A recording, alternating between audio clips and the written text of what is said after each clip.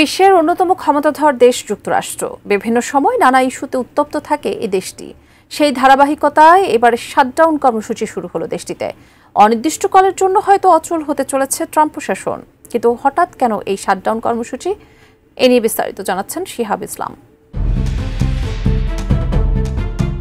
Shutdown শুরু হয়েছে যুক্তরাষ্ট্রে, যা অনির্দিষ্টকালের জন্য অচল করে দিয়েছে ডোনাল্ড ট্রাম্পের প্রশাসনকে।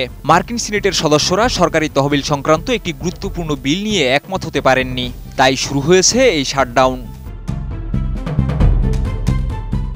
সোমবার ট্রাম্প নিজে সিনেটের সদস্যদের নিয়ে হোয়াইট হাউসে বৈঠক করেন, কিন্তু মতবিরোধের কারণে শাটডাউন পরিস্থিতি এড়ানো সম্ভব হয়নি।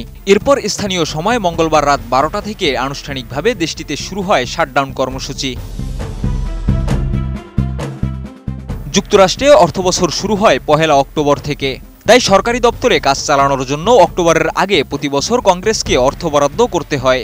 কিন্তু যদি এ সময়ে সিনেট সদস্যরা একমত হয়ে বাজেট পাশ করতে না পারেন, তবে সরাসরি কার্যক্রম বন্ধ হয়ে যায়। আর এবারও তাই হয়েছে।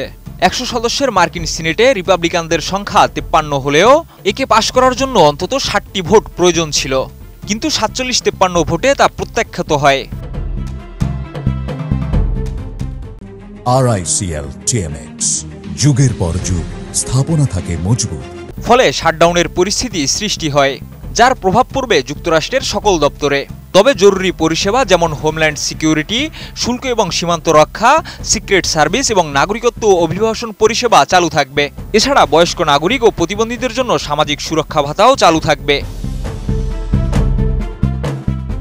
কিন্তু শাটডাউন চলাকালে অনেক কর্মীকে বেতন ছাড়া কাজ করতে হবে, আর শাটডাউন শেষ হলে তাদের বেতন দেওয়া হবে। যদিও জরুরি সেবা এবং প্রতিরক্ষা দপ্তরের কিছু কার্যক্রম চালু থাকবে, তবে দেশটির সাধারণ কার্যক্রম বন্ধ হয়ে যাবে। এই শাটডাউন কবে শেষ হবে তা বলা কঠিন। 2018 সালে ট্রাম্প প্রশাসনের প্রথম দফায় 35 দিন ধরে শাটডাউন ছিল যুক্তরাষ্ট্র, যা দেশটির ইতিহাসে সবচেয়ে বড় শাটডাউন ছিল। এদিকে তহবিল নিয়ে আলোচনায় অগ্রগতি না হওয়ায় প্রেসিডেন্ট ট্রাম্প ডেমোক্র্যাটদের দোষারোপ করেছেন। এমনকি তিনি গণছাঁটাইয়ের হুমকিও দিয়েছেন। বলেছেন, শাটডাউনের অনেক ভালো দিকও রয়েছে, আমরা যেগুলো চাই না তা ফেলে দিতে পারি। ডেমোক্র্যাটদের অনেককে ছাঁটাই করা হবে।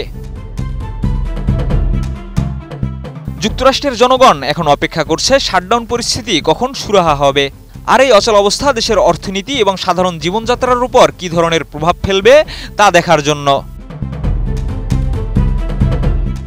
শিহাব ইসলাম, ATN নিউজ।